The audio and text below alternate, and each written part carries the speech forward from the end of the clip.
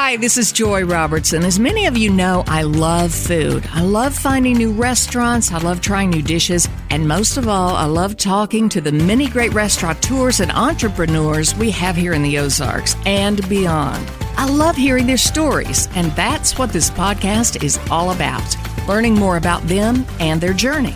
So join me as we savor the Ozarks. This episode is brought to you by Arctic Food Equipment.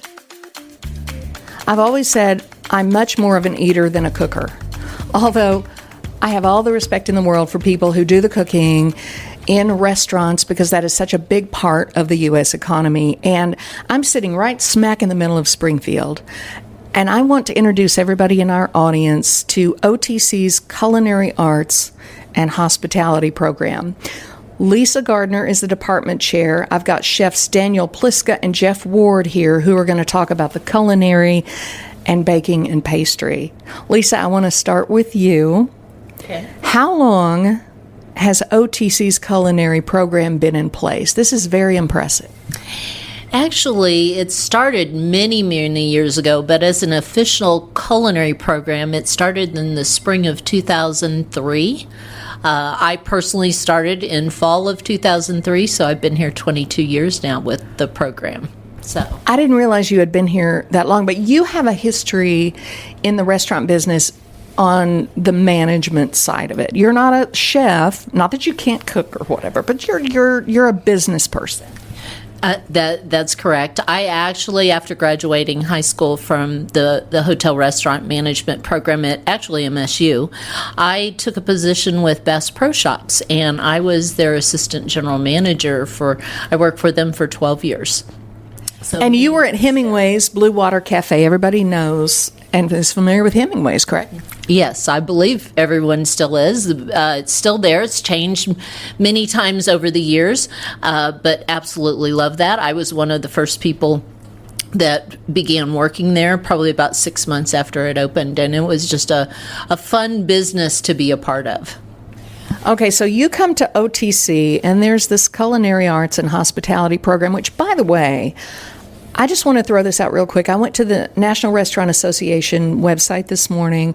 It said there roughly 63% of adults in the United States do or have worked in the restaurant or hospitality industry. Eating and drinking establishments contribute roughly $1.4 trillion with a T to the economy, which is roughly 6% of gross domestic product.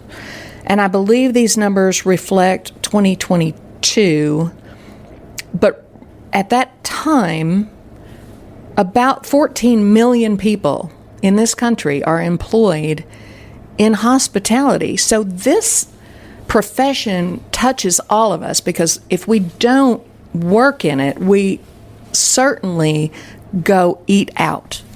Yes, I think that's very true. And I think for the most part, when it says 63% have worked in the industry, you go around to anyone that's, no matter what their profession is now, and say, have you ever worked in a restaurant? And they'll say they worked in a restaurant. They've waited tables, they've worked in the kitchen, whatever the case may be. So yes, we touch every aspect of all industries, really.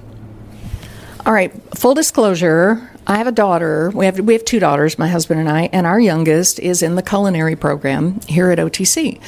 And I have learned so much from her telling me about the program. I've always had a great respect for the program. But even more so now that I've been in the building, I've looked at the facilities, and I hear the stories, and I see the things that she is cooking in this program. You guys are not teaching these kids how to make themselves scrambled eggs and cook a burger for their own lunch. This is the real deal. And I'm looking at you, Chef Pliska.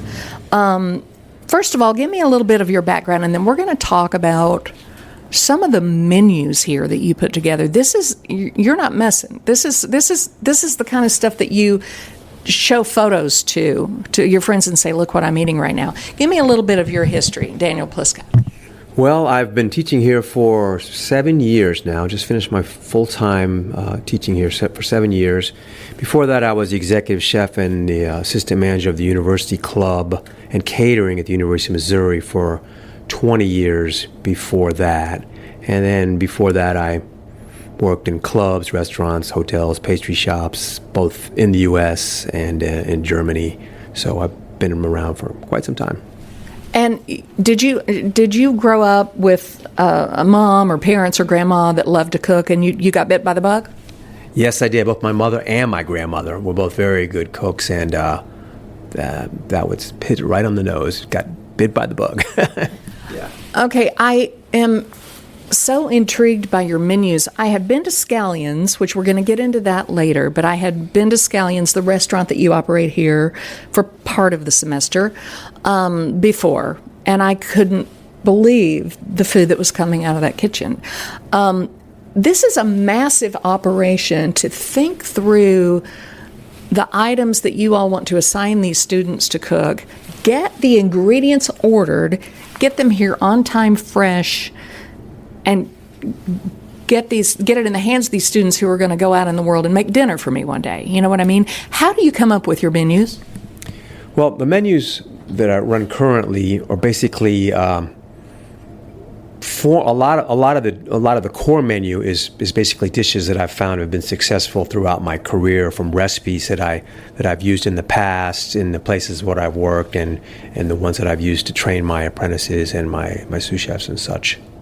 Okay, what are some of the ones that you have used, let's say for this semester that at the time of this recording is just now wrapping up? What are some of the ones that you brought to the table that you found success with before that you wanted these students to walk away knowing how to prepare? Well, we have, like I said, core menu, about 10 to 12 different items. So probably, being that it's the Midwest, meat and potatoes is very popular. So I'd say probably the grilled strip steak with a Worcestershire sauce, butter, and fingerling potatoes, bacon, lardons are called, like crispy bacon on top, wild mushrooms, and a port wine sauce. And we make everything from scratch. All the desserts, all the sauces are made from reduction.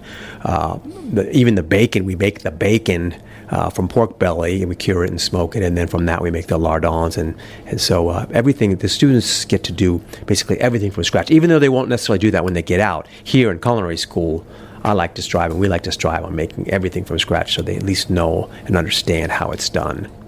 Okay, I want to throw this in. Speaking of making things from scratch, Audrey has come in and used terms that I had never heard. And at one point she said, "Mom, we're going to spend Tuesday or whatever fabricating a chicken." And I just looked at her like, "I'm sorry? Come again? What does that mean?" Now, back in the day, I would hear cut up a chicken. And I guess that's what my mom or my grandma meant when they said cut up a chicken. But I'm fabricate. What on earth does that mean? So explain to me, Chef Pliska, what it means to fabricate a chicken. Sure. Well, the word fabrication is kind of a technical term for fabricating. In other words, cutting and portioning a product to be ready for service. So, like, we fabricate pieces of a car to build a car, or pieces of a roof to build a house. This is what we do here. We fabricate all the different animals that we use. It's called butchering, actually. It used to be called butchering, but now we call it fabrication. So whether that's beef, pork, chicken, wild game, lamb, fish. So from the whole animal, or a portion of the animal, we break it down into portion sizes so that we can serve it in the restaurants. And the way she put it to me, she said something about, be it a duck or a chicken, and we're not talking about a live chicken or anything like that, just to be clear. But when you take that, you will make several different dishes typically out of that one chicken, correct? Correct. We use the different parts, and I try to show them different ways to cook the different parts of the animal that we're butchering in that class, which is called fabrication. Each week we fabricate one type of a protein, and then we cook it on the next class. So they get. I tell the students, I said, we could just fabricate, but I think they need more cooking, because that's what they're here for. So we try to fabricate and then cook everything and show them how to use all the different parts of the animal. I've talked about this one dish that she brought home to share with me, the tea smoked duck. Man, that has to be, I think it sounds complicated. But I mean, how do you? I mean, you get into different preparations like smoking and then adding the flavors. Where'd you come up with that one? Well, that actually learned when I was in Vancouver at a conference many years ago. And that's in a world cuisine class where we teach different kinds of global cuisines every week, and we cook buffet style, so all the students cook many different dishes. So that's a Szechuan technique. It's about 800 to 1,000 years old, and it uses tea, rice, and sugar. And you smoke that in very hot smoke in a pan over the stove on foil, of course, so you don't ruin your pan. And then that imparts a very strong tea flavor into the product. So it has to be done very quickly, because if you do it too long, it'll become too strong. Too much. Okay. You mentioned world cuisines. What parts of the world are we talking? We start in Northern Europe, so we do Germany, Scandinavian countries, the British Isles. Then we go to the Mediterranean, the Northern Mediterranean, so Southern France, Spain, Greece, Italy. Then we go to the Western Mediterranean, which is the Middle East and North Africa. Then we go to India. Then we go to Asia, where we study China and Japanese cuisines and cook many of their food products. And then we go to Latin America, where we cook, of course, Mexican, and then different cuisines from South America. Real quick, some of the dishes or the names that we will at least recognize, some of the dishes that you teach in these, she came home with a paella. That's intense. What are some of the other dishes that they learned? Well, I mean, like I said, we cover a lot of different dishes. Of course, we do sushi when we do Japan. That's one of the favorite days of the students. They all love to do different. Do they? Sushi. Oh, yeah, sure. And then when we do South America, we do chimichurri. And for Germany, we do like beef roulades. And for Greece, we do spanakopita. So there's many different dishes that we do. At least probably 5 to 10 different dishes for each country. So we do a lot of different dishes. But if I tell you all, then the students won't need to come here, right? So we have some of that stuff is, culinary school confidential, I'd say. Okay, all right. I don't want to give away too many secrets, but at the same time, I mean, I think the people in our audience are probably going, man, I had no idea that it was this intense. So Chef Ward, you're in charge of the baking and pastry, which just makes me happy saying baking and pastry. Tell me a little bit about your history. Well, I started out cooking when I was 15, got the bug from Mom and Grandma, and after that, went to culinary school and started working in everything from catering to hotels and mostly in country clubs. Then I started teaching at Le Cordon Bleu back in Pittsburgh, Pennsylvania, and was their dean of the pastry program for about 5 years before they closed. And I've been here for 12 years now. 12 years, yes. Yep. So in baking and pastry, can I just guess that you're probably the one responsible for the scones that she brought home to me that one day? Was that your doing? Because I'm going to need more of those. Yes, we do scones in the specialty breads class, where we cover all kinds of different types of breads, from lean breads to rich breads. We do soakers. We do items. Soakers. Hold on. What does that mean, soakers? Soakers, where you have grains that need to be rehydrated before they go into bread. So like a multi-grain bread would be a soaker, where you actually have to rehydrate them, so that way they're not really hard and crunchy after the bread is baked. Okay, well, I thought you were going to say something like the tiramisu, where you soak the lady fingers in the. I don't know what this means. This is why this is so interesting to me. One of the other things that you do is there's cake decorating, and I know there's the sugars and working with the sugars and making the decorations. Baking is a science. It is. It's something that we tell people they have to really follow the formulas and directions really well, because in cooking you can throw a pinch or a dash of something in and see how it tastes, and then go from there. In baking, if you're not following those formulas to a T, something could go wrong. Too much baking powder, not enough baking powder, any of those items can really cause something to go wrong, and you usually won't find out until when the product's done, if you're missing something. Which I guess is part of the difference between culinary and baking and pastry. It's two very different methods of baking, but I would assume baking is every bit as popular at just baking as learning to cook all of the other main dishes. Would I be right about that? Yes, baking is very popular. It seems like we have a lot of students that come here not knowing what they really want to do, but then when they find the baking classes, they kind of gravitate towards them because maybe the structure, but also the products that they prepare. So getting something, like a cake, we have 7 different methods to make a cake, and each one of them produces a different type of crumb depending upon what you're looking for your finished product. So they enjoy being able to take the products home. They get to take everything home that they make here.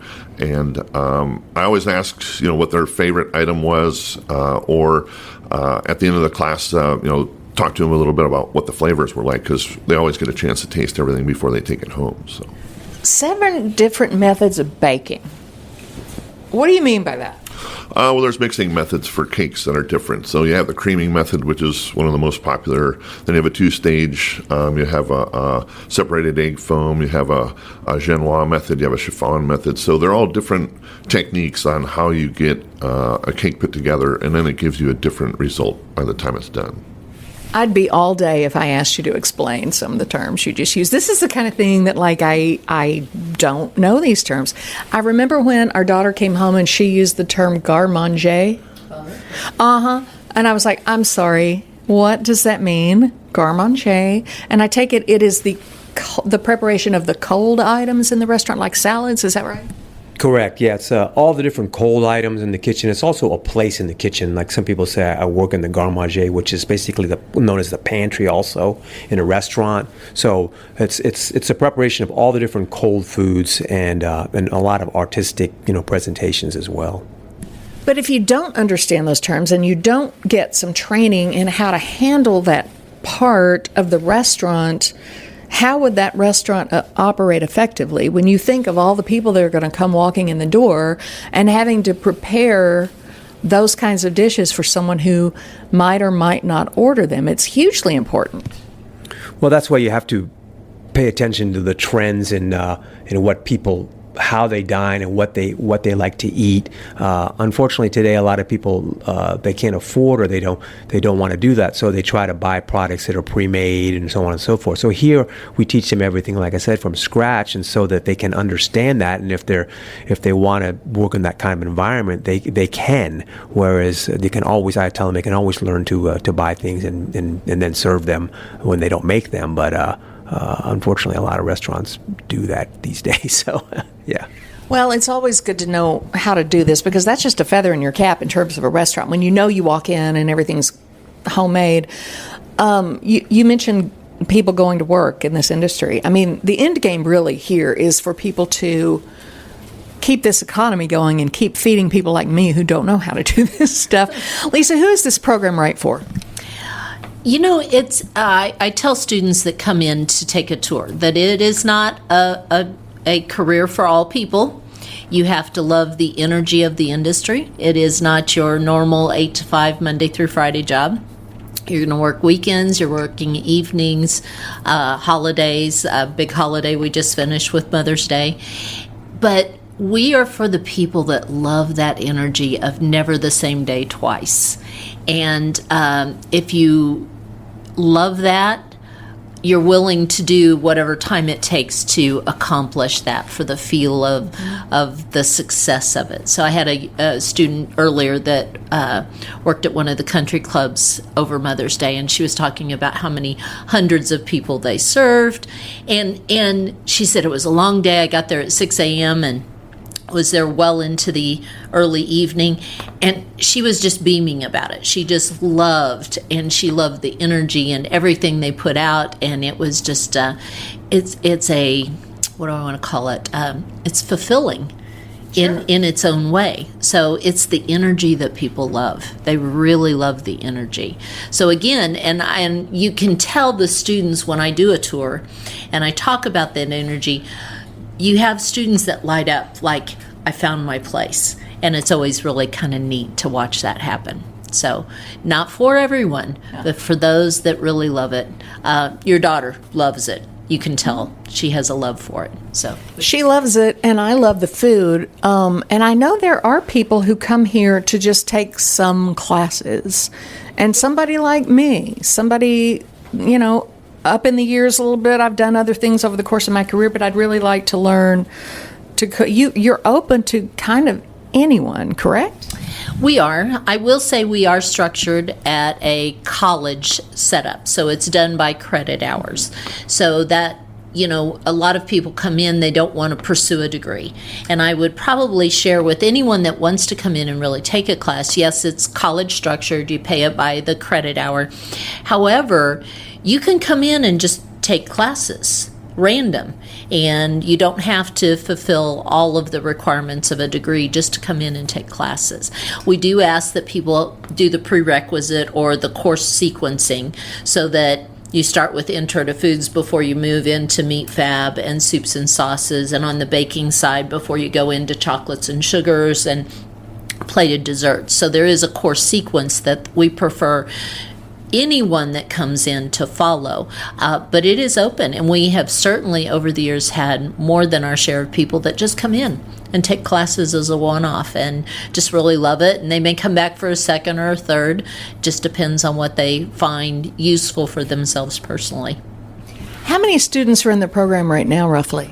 We range anywhere from about 130 to 150, and that includes not only our baking and pastry students, our culinary students, and also we have a third degree in hotel and restaurant management, so we do the business side of the program as well. Man, hats off to OTC. This is awesome. Chef Ward, what is it like when you have that student comes in, maybe they're really not sure, like you said, they're not quite sure what they're interested in, but you see that light bulb go on. What is that like for you when they go, I got it, this is my thing? It's probably one of the reasons that you get into teaching is because you see people not sure what they're doing.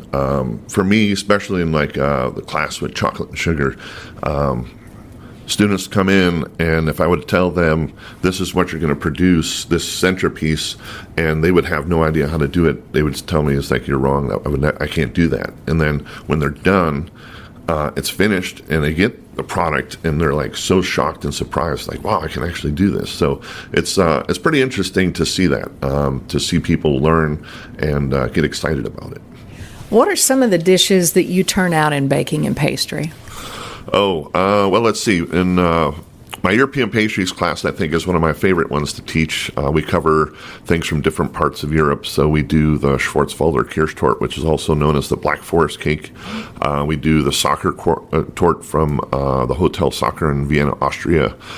We do macarons from France. We do a lot of stuff from France, to Opera Gâteau.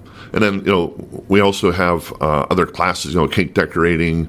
We're covering all the different techniques. So things that are popular in Europe still, like string work with working with different types of icings and so forth, rolled fondant, even some of the newer items that are taking shape now with different types of flours, using gum paste and all kinds of different techniques. So we're always trying to upgrade and update things, but there are a lot of different items that we prepared. It's a long list. It is a long list. It's amazing. Some of these terms that you throw out, I had no idea. Step into Arctic Food Equipment, where the spirit of American hospitality meets unmatched quality. Our Springfield showroom is open to the public and stocked with everything you need to outfit your kitchen. For over 25 years, we've been proud to serve our community with products built to last and a commitment rooted in American values. Come visit our showroom today and discover why kitchens across America trust Arctic Food Equipment. The tools you trust, the partner you deserve. What is it like, Chef Pliska, for you when you see, I'm sure over the years you've probably heard from some of your students and you're just amazed at where they've ended up. Like, what is it like for you when you realize you just helped somebody forge ahead on a career that's going to take them throughout their entire life?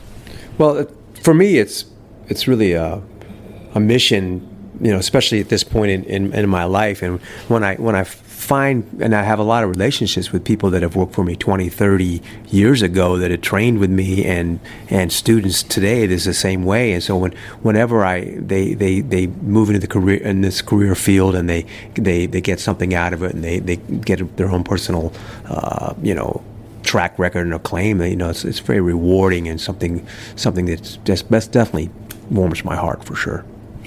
I was reading on your website, assuming I can find my notes and read my notes, which is the tricky part.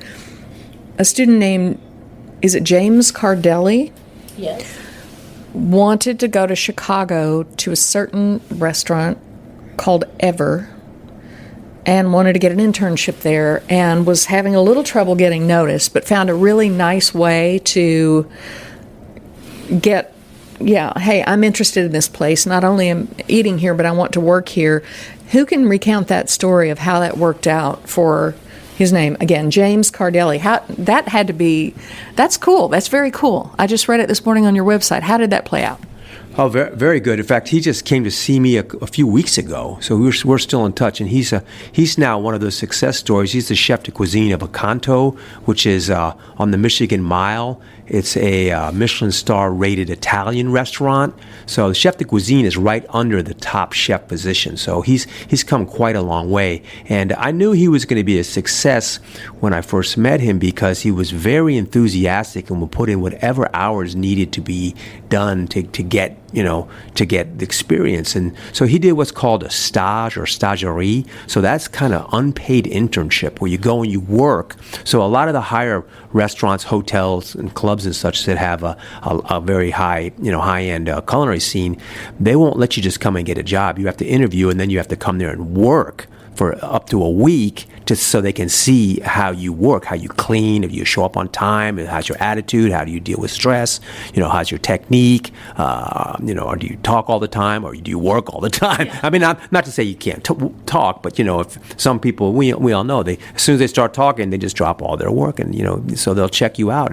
And so that's what a lot of the higher end Michelin star or James Beard type, or high-end hotels or kitchens, that's what they do. They do stages. So he did some of those, and the first one he actually didn't get it, but so he worked there for a week. But he got another one, and then he moved up in the scene up there in Chicago, and so now he knows quite a lot of the famous chefs, and has either worked with them or knows them, and has done quite well in his career. I think that's interesting. It said on the web that he wanted to be a part of this restaurant in one way or the other, get this internship, and really wasn't getting anybody to respond to him, so he just made a reservation, I guess, and went to the restaurant and then sat down and said, oh, by the way, I want to work here. Yeah, he contacted them a bunch of times, and he kept getting shut down. So, and I told him, I said, well, there's a couple ways to get in there. You can go and eat there, or a lot of times you can find stuff out through the grapevine. If you find out who sells the place, you can get like a purveyor or someone who sells some of their meat or something to get you in. So I think he even went to like the back door and just like hung out there. So, which some people, like people that are very, and that's why I knew he was going to make it, because if you have that kind of drive and determination, not just in this field, and pretty much any field, that is lacking today, and if you had that, you're going to go. That'll take you a long way, and he definitely has that. Well, you two both have a really good track record in your respective, be it culinary or baking. Is this a competitive industry to be in, Chef Ward? What do you think? Yes, very competitive, and one of the things I find is that people are still willing to teach and give you information, even if they are your competitors, because everybody wants to get better. There's obviously competitions and so forth that you can enter, but everybody kind of knows everybody in the industry. It's a really big industry, but it's pretty small.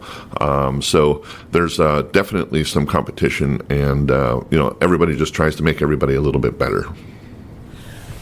Talk about food safety, Lisa. That's one of the things that all restaurants have to be. That's huge. I mean, that's everything. Because you need for your kitchen and your sanitation to be proper. That is one of the things that people don't always. They think, oh, culinary program, it's all about pretty food. Safety is number one. You're very serious about that, and that's one of the things that everybody coming out of here needs to know. And most definitely, that's part of the program. We actually require all of our students to take a safety and sanitation course. They are all certified, hopefully by the time they graduate, as a certified ServSafe manager, which is really sought after in the industry. So if you go apply for a job and you say, I have a certificate, they understand that hopefully the student knows what level of safety and sanitation they need to maintain when they go into the restaurant industry. Very important, especially when you get inspected by a health inspector. Those health inspections get posted, they get posted in the local newspaper. People read that. That affects your sales potential when people read your inspections. So that is extremely important. That's part of the process in a culinary class itself, where we cook, but the students are just as equally graded on their ability to maintain safe practices, maintain a sanitary station, clean up at the end of the day, those types of things. So hopefully we deliver all the way around. That is hugely important. It's hugely important. Talk about your facility here. We took a little tour just a few minutes ago, and I was joking, but not really joking, that half of the stuff I see in here, there's a whole lot of stainless steel. I don't know what any of this is. I mean, I know there's a gas stove over there, and there's a pot there. I don't know what you call that thing. I can maybe find a spatula if I needed one. This is an impressive bunch of equipment that you have here. Probably a little bit more than you'd find in the average restaurant. I think we discussed that we have to accommodate 16 students in a class, both on our savory and our baking side. So we're set up to be stations individually in the kitchen, which you probably won't find that in the industry in a kitchen, restaurant in the kitchen. But yeah, we try to maintain our equipment to be the most cutting edge, if you want to call it that, but introduce them to new equipment that they may use out in the industry.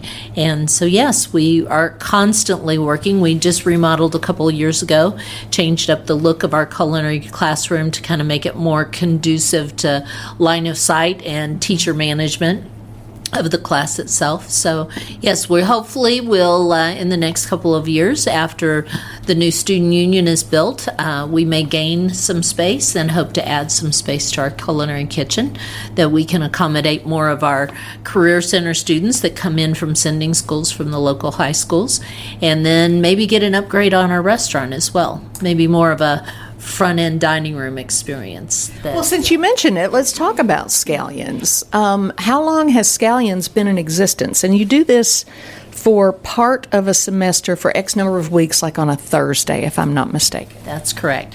So Scallions actually started back in 2003. It's been many iterations since, and the most recent iteration is with Chef Pliska in going with more of a set menu, and the students develop specials on a weekly basis.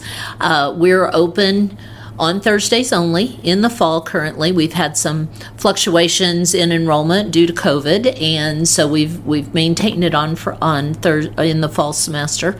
But we're open on Thursdays from 11 to 1. We're open to the public, and on a good day, 120 people in 2 hours, Chef, which is good. I think you pointed out we're very reasonable on prices, which I like to say we are for the more of a kind of a fine dining food experience that we offer, but it's really kind of to deliver a good class to the students so they understand volume, how to put out great food, and to really have a great customer service experience for those people that come into our program. It is really our capstone for the program, so all the students have to take either both sides, front of the house and back of the house, or at least the front of the house from a customer service experience. And so it's a fun class, and yeah, very, very nice. We are not tasked with making a profit. It is a classroom, so that makes it a little easier to run that price point lower to attract people to come in and try our food and give a good experience to our students. Well, and your phone, you just got a text or something. So maybe it's a student with a great idea for next fall's, I got a special. I'm sure they come to you with that sort of thing. Speaking of phones, I'm going to get mine out for just a second because I took a little screenshot earlier today of the restaurant menu for Scallions. And I don't know if this is the most current one, but I think it might be. Curry chicken salad stuffed crepe, wild mushroom arancini, pork schnitzel, stuffed chicken breast with spinach and fontina. My goodness. This is for lunch. I'm going to need a bottle of wine with this. I guess that's not part of the program. chicken, goat cheese, and spinach lasagna, pan-fried rainbow trout, which includes a cornmeal crusted with split white grapes, toasted pecans, and a Worcestershire lemon butter on sautéed arugula with cheddar cheese grits. That's one of those things where I say, okay, I'm going to need a tasting menu. I want a little of this, I want a little of that, don't forget the grits. A sliced cast iron seared strip steak for the low price of $12.95. Unbelievable. Sun-dried tomato pork sausage sandwich, and of course a Scallions burger, which I'm sure is divine. And then there's a student special. This is not your average lunch anywhere, much less right off of Chestnut Expressway in Springfield. What are some of your student specials that have come out of the kitchen for Scallions, Chef Pliska? Well, of course, there's many different ones. There's dessert specials, there's soup specials, and entree specials as well. So recently, probably one of them that one of my students was most proud of was a filet topped with a artichoke bottom with cream spinach, a poached egg, and a béarnaise sauce on top of that, which is kind of an emulsified butter egg sauce. Well, she was really proud of that, and that sold real well. Okay, dessert-wise, what are you throwing out for desserts at this place? Because I see 2 or 3 that just look spectacular. And by the way, have dessert when you come here. Just saying. But what have you got in mind for the fall? Well, Chef Pliska is actually in charge of doing the desserts for the restaurant. His students also have a choice to be able to prepare a dessert special. So he would be the one that you'd want to maybe defer that to, because there's so many good things that they do there. They'll do ice creams, they do mousses, frozen mousse, all different types. They have a Bailey's Irish cream tort that they have done there, which is really good. So some of the techniques they learn in my classes, but the chef takes them over when they get to his restaurant class and then shows them the process that he knows and that he's gone through. Well, how about we just open a bakery and a coffee shop? I mean, is that something? I'm looking at Lisa now, and Lisa's like, look, one thing at a time. But, I mean, you ever think about, wouldn't that be fun to have a little coffee spot with some pastries in the morning? And you're thinking, there's not enough time in the day for this. Yes, that's true. But it would be nice if, maybe further in down the line, if we had some more space available where we could put something like that. But we've done a pastry case for the with the restaurant, so I've done it with students where we've put together items that we like or we figure people would like. We'd always put a fresh bread out there. We'd always have, like, brownies are really popular, but then different types of items that people can just grab and put in a box and go, decorated cupcakes and stuff like that. So we did pretty well, and it would always depend upon the students that were it was a volunteer for me, so any student that wanted to come in and volunteer and put some time in and make something to put out there, they could do it. So this Scallions is an upper level deal. Once you've been in the program, who gets to do Scallions? And I'm sure that's one of the things that all these students, or at least most of these students, aspire to want to be part of, right? Most of them do. Yeah, most of them want to do it, and because it is meant to get them ready for the rigors of working in an actual working kitchen and in the pressures that involves, and which a lot of culinary schools don't do that. So it's a different when you're in a culinary program and you spend all day making one dish than when you're in somewhere and you have to do many dishes, in the time crunch, and so when people come out of it, they're ready to go in the industry, and so they don't get that shock, if you will, of going from one speed to another speed in the real industry. And a lot of that has to do with planning, and so how we teach them how to what's called mise en place, get everything into place, prep everything, plan on what you're going to do, some batch cooking, some large batch cooking, and then breaking down in smaller amounts so that we can serve them. So there's a lot of planning which they learn, which you wouldn't really learn in necessarily all culinary programs. And you think about all of this prep for the food and all of the people coming in to get the food, but then you've got the cleanup too.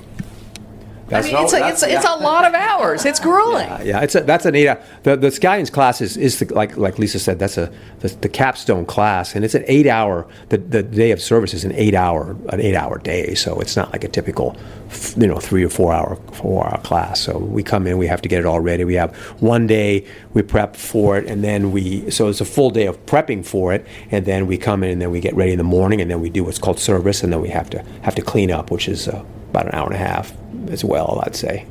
What do you hear from the general public that comes walking in here, like, say, for the first time? I'm sure you have repeat customers, but what kind of reviews do you get? Well, if I must say so myself, some people say it's the best place to eat, the most hidden gem in Springfield, because of both the amount of food. Because if you come there, automatically everyone gets what's called an amuse-bouche, which is like a little chef's taste, and then you get either a soup or a salad. And the soup is all of our soups are made completely from scratch with their own broths and stocks. And then they get the entree. So that's automatic with everything you come in here. So you're going to get a 3-course meal when you just come in here, even if you just order the hamburger, which the hamburger is not just a hamburger. We make the bun, we make the bacon, we make the sauce, we grind our own meat, we make our own French fries. So everything is made from scratch, except for we don't make ketchup if we put ketchup in the sauce, but we make our own sauce. So everything is made from scratch, from like the burger. So you get that kind of experience, which people, they're not used to that. Usually you go somewhere, you have to order a la carte one item, and you don't get these other things like a soup or salad or an amuse-bouche or an appetizer taste. And then if you want dessert, you can get that too. That's not included, but a lot of them get dessert as well. So I would recommend definitely everybody get life is too short to not get dessert, in my opinion. Lisa, this program is, really, in the grand scheme, this is an affordable place to go to school, OTC. But this culinary arts program here has got to be expensive, in that I think of what I need to make dinner for my family tonight, and I go to the store and I'm like, my gosh, I can't believe I spent all that, and I just wanted some salmon or whatever. But when you have to get all these ingredients, get them ordered fresh, how do you handle all of that ordering? That has to be a huge job. Well, the instructors all place their order once a week, and we base the order on their planned lesson for the following week. We also employ strategies, as I shared with you earlier. When we have the meat fabrication class, that class will do a lot of prep work for Scallions. So we can take that product that we purchase for those classes, filter it down to the menu that goes out to the customers, and we can kind of offset some of our costs. The college has always been great about supporting us, even with rising food costs. I call my boss on a regular basis and say, by the way, have you seen the price of eggs? We're going to pay for a lot of eggs, and our prices are going to increase. So I think you have to realize that we are just very committed. The college is great about supporting our program, and it is an effort to make sure you have everything you need. We do a lot at the end of the semester. We close down. We have product left over. So a lot of what we have left over that may potentially just not get used or have to be tossed out, we'll donate to Victory Mission, to their program there. So we try to make sure that we use our product fully, as much as absolutely possible. We do have lab fees that the students have to pay as part of their culinary classes, so that goes to offset some of the costs that we have as well.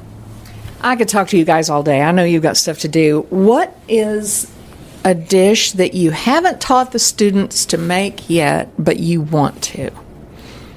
Can either of you guys think of something I really want to add? Lisa's over here with her calculator going, are you sure? No. But is there something either of you have on your mind that you would really like to bring to the table that you haven't yet? I can see you thinking. Daniel Pliska, you're nodding at me. What have you got?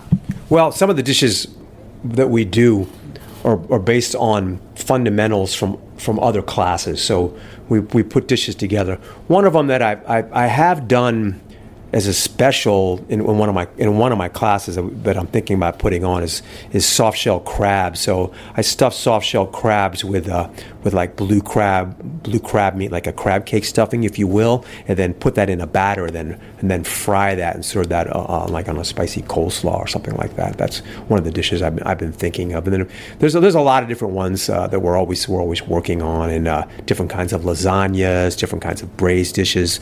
That this semester, because I change my classes all the time, in not fully, but I tweak them. So I'm always tweaking them. So this semester we did like pork goulash with potato gnocchi, which isn't really a classical accompaniment with that dish, but I was showing them how to make 3 different types of gnocchis in with the different dishes. So we're always trying to go back in time to look at traditional dishes, but do them in more modern presentations, ones that would be applicable in the marketplace today.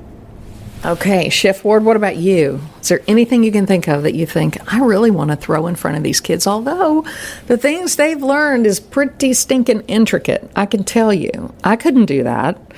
But is there anything you're thinking of that might be new? In our chocolate and sugar class, we make a bunch of different candies, and I think molded chocolates and bonbons are something that are worth doing. They're a little bit complicated, and there's a bunch of steps involved with them, but sometimes it's based off of how much time you have in the class. So there's only so much that we can do with the period of time that we have, and there's certain things that we have to teach. So if there's times that I've done it with smaller classes and been successful with it, but sometimes it's just a time situation. Well, and a day in the life around here, these students come in dressed for the job. They don't just show up wearing whatever. They show up in their proper attire for the kitchen. And these are long days. This program is intense. Is it something that surprises some of the students when they get here as to, you got to be dressed properly, you got to be on time, and, I'm sure you have some students, it's an eye-opener. Yes, like Lisa said, it's not for everybody, but the ones that like it, there's a certain kind of a personality that likes this kind of cooking or baking, because it's creative and it's fast and it's intensive. You get in times of adrenaline pushes, and a lot of people like that because they want to feel at the end of the day that hey, they actually got something done, whereas other jobs they may not get that from. And I always like to tell our students, and people that are in this profession, there's not many jobs nowadays where you can actually express your personal art on a plate, and if you work in the right industry, in the right kitchen, not all kitchens are like that, but if you get those types of jobs, that's very fulfilling, and that's something that I think a lot of the students really enjoy. Speaking of art on a plate, and I have a feeling it's probably the same way for both of you, the students will be assigned something that they're going to make, and then they plate it up, and then you all come around and take a look at it and take a bite of it. What will break a dish? What's the deal breaker for you? I mean, I'm sure the taste, but what is it what do you need to have right? Well, there's a number of things you have to have right, and that's where the students. I always like to say, and many students have told me that this is true, that I've ruined them to go out to restaurants because we're very picky on but to ruin it, it has to be on time, has to be, if it's going to be hot, it has to be hot, it has to can't be burnt, all those are like the deal breakers. If it comes up, obviously I tell them, if just like you're in a restaurant, you go there and you want to eat, and if it comes out 15-20 minutes late, no matter how good it is, you're going to be upset because you expect to be fed at a certain time. So they have to get it done within that time period, and that's part of the training that we give them on how to work with time and how to work efficiently so you can get things done. And I do think any plate of food should be pretty, but I'm just saying, Jeff Ward, if the dessert's not pretty, you've got a problem. Am I right? Yes, that's true. People eat with their eyes, so it's very important to make sure that things look good. But also the techniques are right, like Chef said. If the dessert's cold, it should be served on a cold plate. It should be, the ice cream has to be the right consistency for it to be plated. So when people eat it, it's not gritty or grainy. And with the desserts, usually sometimes we have a tendency to steal the show a little bit, being the last course that's put out there. So we have the ability to really wow them, and people a lot of times remember the dessert more than sometimes the other food that goes out. But it is important for it to look good, but flavor is definitely number one. People will sometimes forgive you if something's not looked perfect, but if the flavors are all there, they'll forget about what it looked like.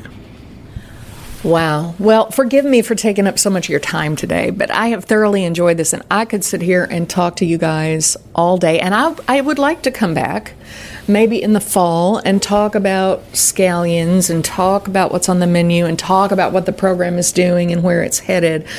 Lisa Gardner, Chef Daniel Pliska, Chef Jeff Ward from OTC's Culinary Arts and Hospitality, be it a restaurant, a cruise ship, a hotel, there's just jobs to be had out there and a wonderful life and a lot of good food in front of all of us. So thank you all so much. I appreciate you.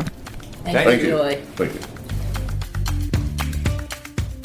Be sure to go to AroundTheOzarks.com to sign up for our daily newsletter where you can get every episode of Savor the Ozarks, plus all our other podcasts, events, and contests straight to your inbox. And what are your favorite dishes in the 417? You have any restaurants you'd like me to visit? Email me at joy@AroundTheOzarks.com.